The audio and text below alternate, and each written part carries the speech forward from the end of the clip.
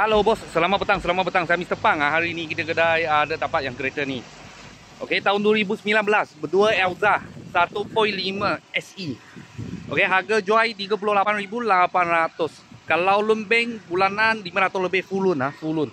Kereta ni ada cala lah depan-depan, tapi ori punya cat. Okey, nanti ini kita akan buat lah.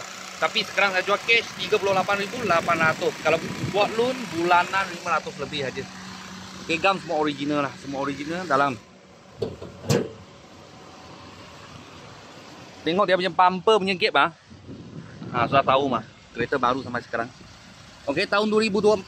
Tahun 2024 punya tayar Continental 44 sama, depan belakang sama. Dalam macam ni.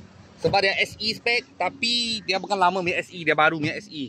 Kalau lama punya SE, dia dalam warna hitam dengan merah. Tapi ini tak ada. Mileage dia 93,000, meter sudah lain lah. Belakang macam ni. Elza sebuah MPV lah, dia boleh duduk 7 orang. Lepas tu belakang macam ni. Dia ada spoiler, lampu lain sikit. Elza SE. Harga jual 38,800. Kalau loan bulanan 500 lebih aja lah. Sebab on the road agak-agak 40 lebih sikit.